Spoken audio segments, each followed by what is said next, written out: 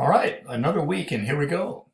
I'm going to try and break this into two smaller videos for you, so they're not so long. First one should be just kind of an explanation. Then I'll do another one with the examples. Today we're starting to solve quadratics, and when you solve a quadratic equation, you're basically finding the zeros. There are 5 ways. Count them 5. 5 ways to solve a quadratic. The first way is what we're doing today by graphing. You love graphing. I know you love it. Also, there's factoring, which you can do. You can find the zeros by factoring. Next week, we'll be doing square roots. We are going to put off completing the square maybe till the end of the year, or we may not get to that this year. But in a couple of weeks, we will be doing the quadratic formula. But this week is all about graphing. So when you graph, we are basically going to graph, but I don't want to waste your time. There are 3 possible ways that we can have our solutions.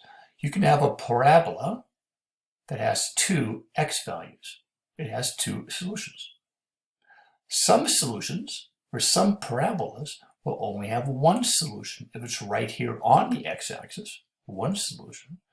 And every now and then you will get a parabola that has 0 solutions.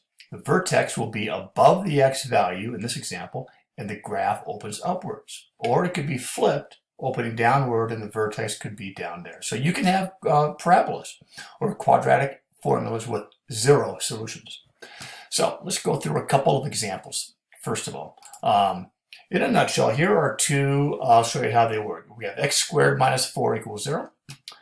And we have x squared plus 3x equals 0. We'll do this first one here. Now, here are all of your tools at your disposal to graph quadratics. First of all, and I recommend this all the time, find the axis of symmetry. Find the vertex. That helps a lot right there. You can use the y-intercept as a point.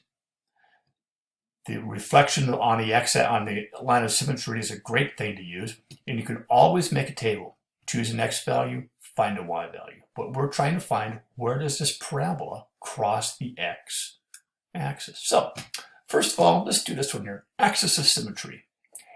Ax squared plus bx plus c. You remember axis of symmetry, negative b over 2a. So in this case, there is no b. The b is 0. So if the b is 0, that means no matter what we have for a, it's 1. But the axis of symmetry will be 0. Okay, so we take this axis of symmetry and we're going to put it, this is going to be easy, right there on the 0. All right, so I did that. That was easy. Next thing, vertex. Well, the vertex, if the axis of symmetry is 0, I plug 0 back in here. The axis of symmetry and the vertex, the vertex will be 0, negative 4, as also the y-intercept. So I'll take my point. I already have a point right down there, negative 4. Okay, so 0, negative 4. That's my vertex. Okay, so now I got to choose a x value. I have the y-intercept, got my vertex. I can't use the reflection, so let's let x be 1. If x is 1, 1 times 1 is 1. 1 minus 3, or 1 minus 4 is negative 3. Okay, so I'll take my point, and I'm going to go, if x is 1, y is negative 3. Okay, so there's another point right there. Now, the beauty about the axis of symmetry, kids, is you don't need to make another point. You can just find the axis of symmetry since it's symmetrical. If it's 1 to there, I go 1 to there. So my parabola is going to look like this. I can almost guess where it's going to be, but just to make sure, I think it's going to be here. And I think it's going to be here, but I'm going to check. What if x is 2? 2 squared is 4. 4 minus 4 is 0. That's it. So I'm going to take my other point, put it right there. Using the axis of symmetry, I go here to there. And there's my graph, and there are my zeros. My zeros for this particular graph are 2 and negative 2. It's that simple. So now let's go to the, I'll get out of my picture here so they don't see me. Now we're going to go to this one here. X squared plus 3x equals 0. Axis of symmetry. If b is 3 x is 1. That means 3. Oh, it's 3 and 2. Oh, no, what? If x is b, is negative b over 2. It's 3 over 2. 3 halves. That is no fun at all. We can make this work. 3 halves, negative 1.5. If x is negative b, 3 over 2a, 2. Negative 3 over 2.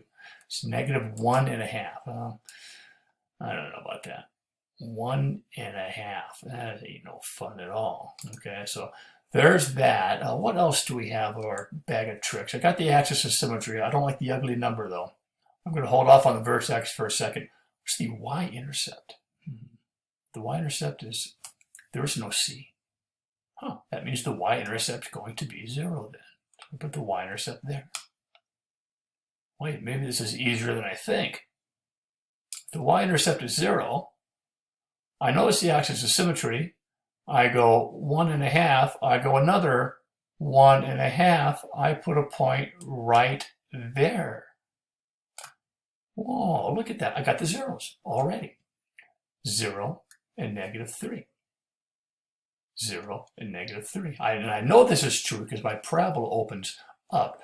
So it's going to go like that. My axis of symmetry will be down right about here somewhere, or the vertex, but that is my zeros right there. Negative, oops, I moved my graph. Negative 3 and 0. Okay, so you have a lot of tools at your disposal to get the axis of symmetry. All right, now next video, I'm going to show you 3 more specific examples on the next one. That's an owl. Remember, all the videos now have some weird thing in there, some random. This one is the owl. You'll see it in the next one. So hold on for the next video shortly. Thank you.